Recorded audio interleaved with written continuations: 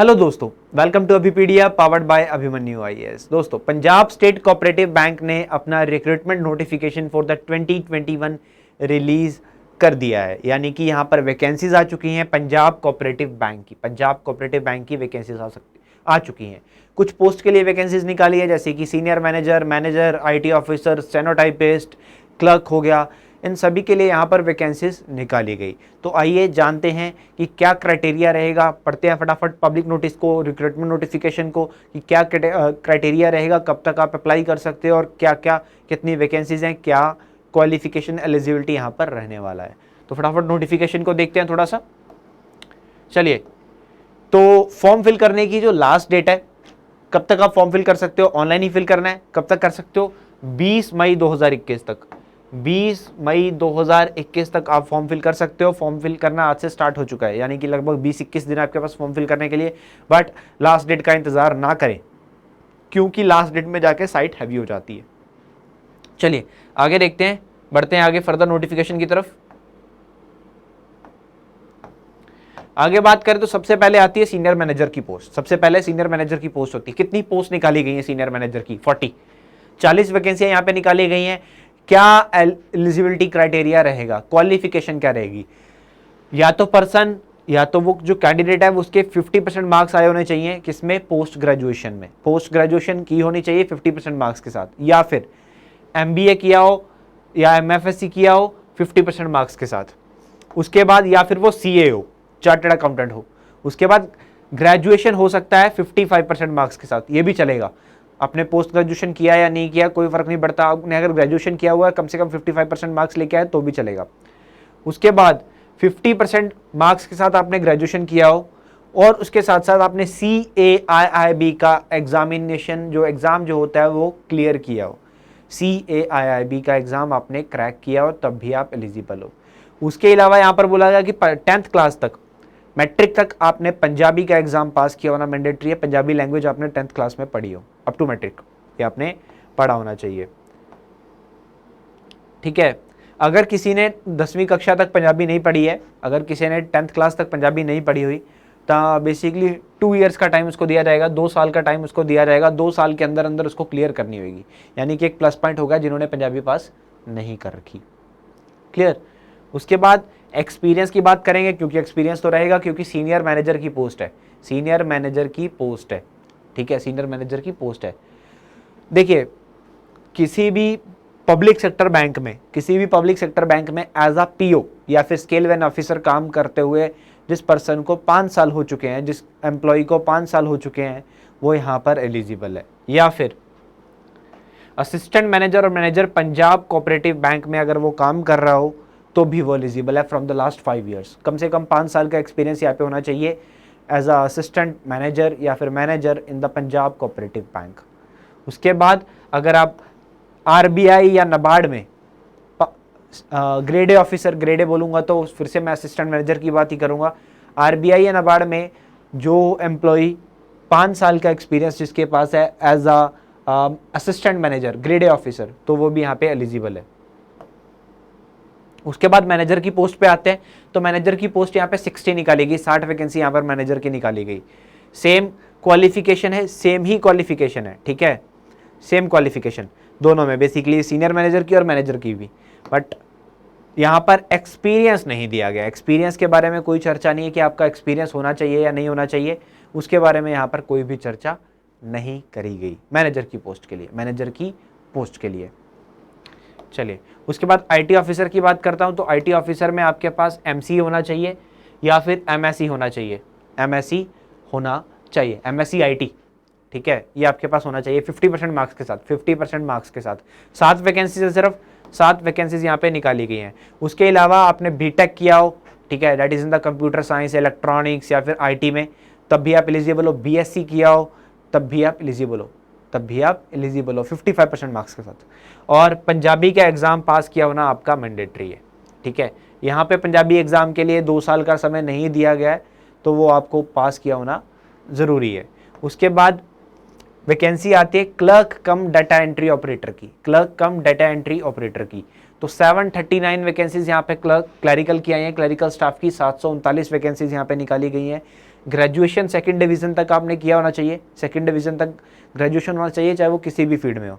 उसके बाद post graduation वाले भी अप्लाई कर सकते हैं, पोस्ट ग्रेजुएशन वाले भी अप्लाई कर सकते हैं, बट जो पोस्ट ग्रेजुएशन वाला होगा, ठीक है, उसके साथ diploma certificate in computer from an institute having ISO certification, ये चाहिए, ठीक है। उसके अलावा पंजाबी लैंग्वेज भी आपने पास की होनी चाहिए, ये भी चाहिए, ठीक है। ग्रेजुएशन हो सकते हो किसी भी फील्ड में, बट उसके साथ आपके पास कम से कम 6 महीने का कंप्यूटर सर्टिफिकेट होना चाहिए किसी भी इंस्टीट्यूशन का, और उसके अलावा आपके पास पंजाबी लैंग्वेज भी आपने पास की होनी चाहिए। उसके बाद बात करते हैं स्टेनोटाइपिस्ट की।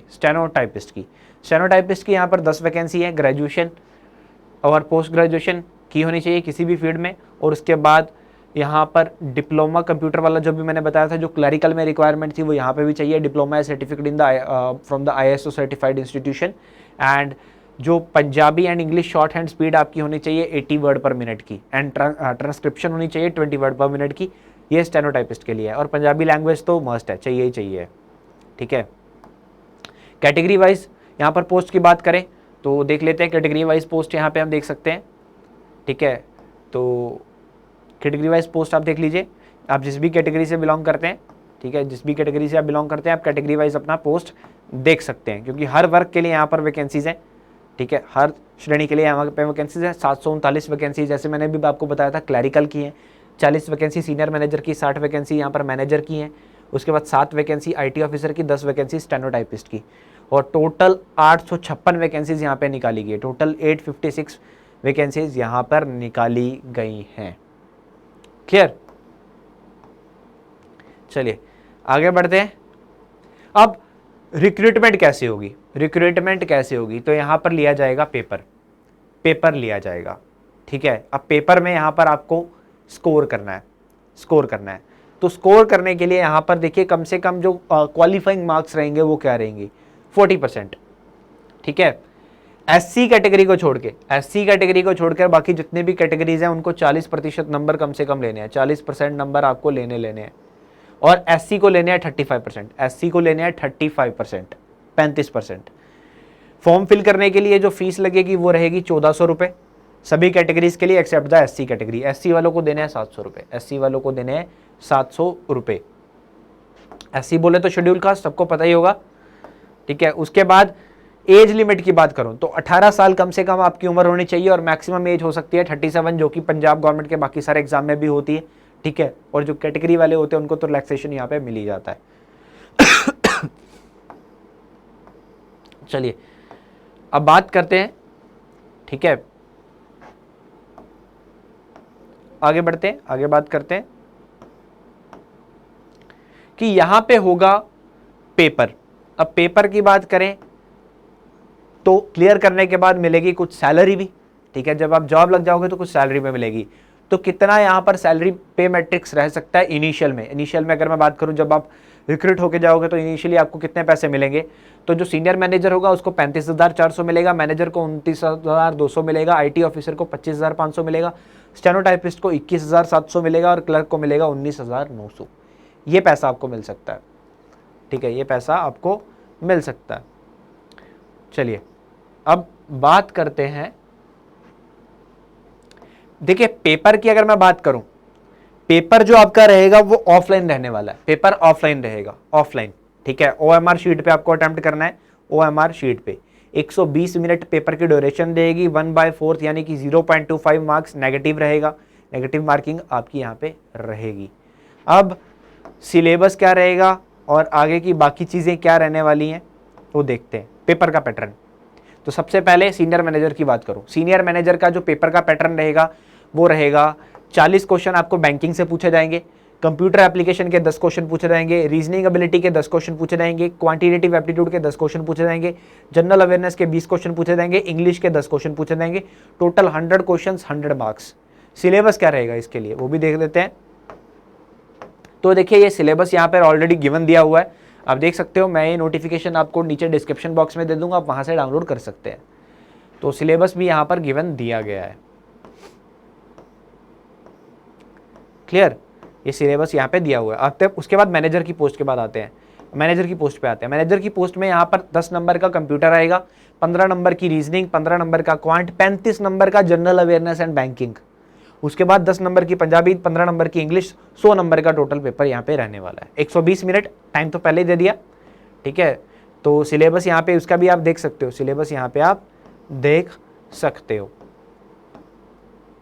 चलिए आगे बढ़े तो बात करेंगे आईटी ऑफिसर की। आईटी ऑफिसर की बात करूं तो information technology and computer application 45 number का आएगा, यानी कि उनका प्रोफेशनल नॉलेज जो होता है वो 45 नंबर का।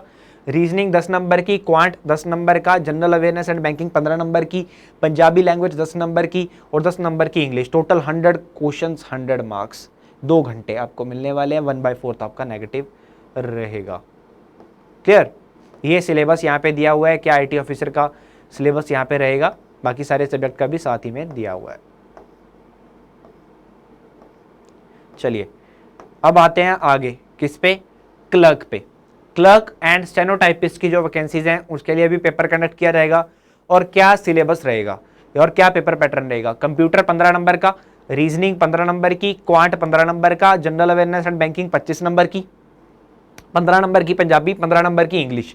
टोटल 100 क्वेश्चन 100 नंबर, ठीक है। सिलेबस की अगर मैं बात करूं तो कंप्यूटर एप्लीकेशन का सिलेबस आप देख सकते हैं। उसके बाद रीजनिंग का सिलेबस आप देख सकते हैं कि क्या क्या टॉपिक्स यहां पर पूछे जा सकते हैं। Verbal reasoning, non verbal reasoning, quant का देख सकते हैं आप, क्वांट के जो बेसिक टॉपिक्स होते हैं वही यहाँ पे पूछे जाएंगे। जनरल अवेयरनेस देख सकते हैं आप, that is very important part. उसके बाद पंजाबी लैंग्वेज की अगर मैं बात करूँ, पंजाबी लैंग्वेज और इंग्लिश लैंग्वेज ये यहाँ पर पूछा आपको जाएगा पेपर के अंदर। तो दोस्तों Punjab state cooperative bank, Punjab cooperative bank vacancy आ चुकी है, पेपर ज़्यादा दूर नहीं जाएगा, बहुत जल्दी कंडक्ट हो जाएगा, मैं पहले ही बता रहा हूँ। तो आपको प्रिपरेशन कर लेना है, आपको रुकना नहीं है, आपको अपनी प्रिपरेशन करते रहना है। हमेशा की तरह हम आपके साथ ही हैं, तो हमारे साथ जुड़े रहिएगा, हम आपकी प्रिपरेशन भी करवाएंगे, जुड़े रहिएगा हमारे साथ। और चैनल को सब्सक्राइब कर दो, अगर अभी तक चैनल को सब्सक्राइब नहीं किया, चैनल को सब्सक्राइब कर दो, बेल आइकन दबाना नहीं भूलना, ताकि हमारी तरफ से जो भी अपडेट्स आपको हो वो मिलता रहे प्रॉपरली, टाइमली। कि कैसे प्रिपरेशन करनी है ये भी मैं आपको बताऊंगा, किस किस तरह से पढ़ना है ये भी मैं आपको बताऊंगा। तो चलिए अब फिलहाल के लिए इतना ही। अपने आप को थोड़ा बूस्टअप कीजिए, थोड़ा सा मोटिवेशन लेके आइए अपने अंदर, क्योंकि नोटिफिकेशन आ चुका है। तो मिलूंगा आपके लिए अगले सेशन के साथ, अगले सेशन लेके। तो it's all for today, thank you so much.